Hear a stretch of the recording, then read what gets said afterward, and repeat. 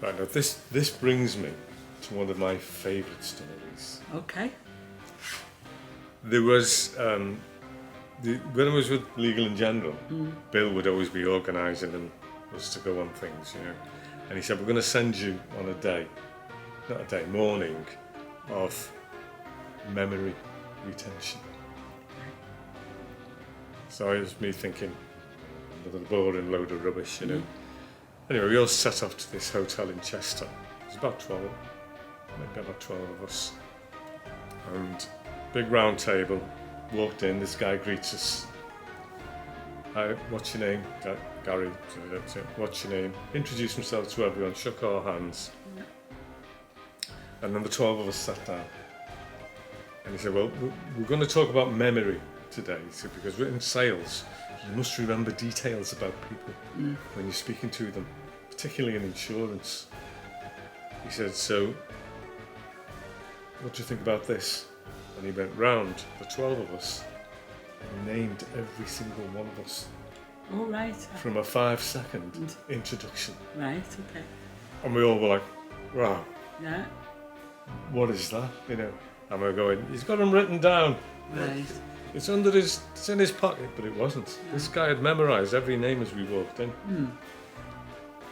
And we all went, okay, how'd you do it?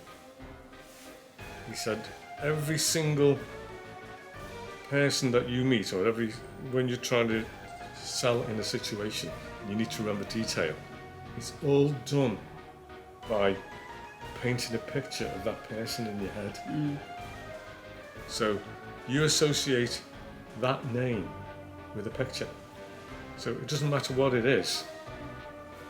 You walk in and it's George.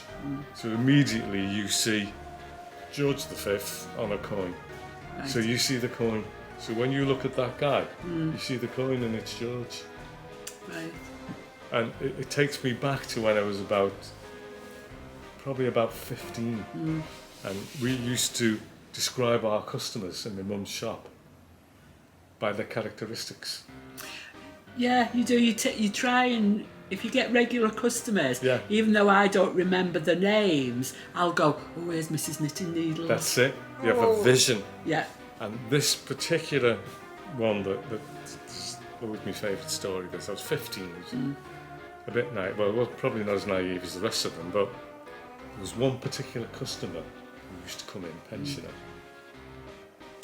and she was really well endowed at the front. And because you're a bit young then, aren't you? And you're like, But she always had a little bit of irritation on the front of her scalp. So when I was first started, I was shampooing, obviously, as an apprentice. And every time she sat down, she'd go to me, "Will you give me a good rub in the front?" And I'd be looking down at this huge. And I was really bright red, and back then I'd say, "Oh yes, of course I will." So of course we called her Mrs. Rub in the front. Right, okay. Yeah. So obviously I won't tell you what the image was in your mind. But you knew that is the and when this guy did the memory thing, I thought, yeah, that's right. You associate a picture with the name, with the person. Right, okay.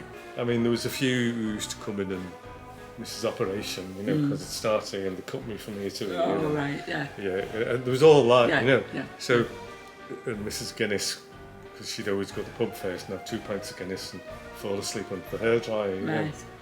So, if you can put a picture to people, then it's important. You come back and remember somebody's name, and they're very impressed. Right. And you've broken a barrier. Yeah. You've taken it to the next stage. Well, it shows that you've listened. Yeah. I went to the IDTA last year, and the husband of one of my really good friends, one of my good girlfriends, female friends, not girlfriends, and he walked up to me and says, "How are you doing, Gary? You don't remember me, do you?" And I went, "You're Sue's husband." And he was gobsmacked. Yeah. Because I remembered his image, right, his hairstyle, his glasses. Yeah. And he just couldn't believe I remembered it. Yeah. So that even in the social sense, it's important. I mean, the fact that he was drunk and he got up to dance and fell over afterwards, well, it was a different thing. Yeah. But that's it. Yeah. So, make an image, remember the image, associate it with the name. But don't call it Mrs. Rub in front.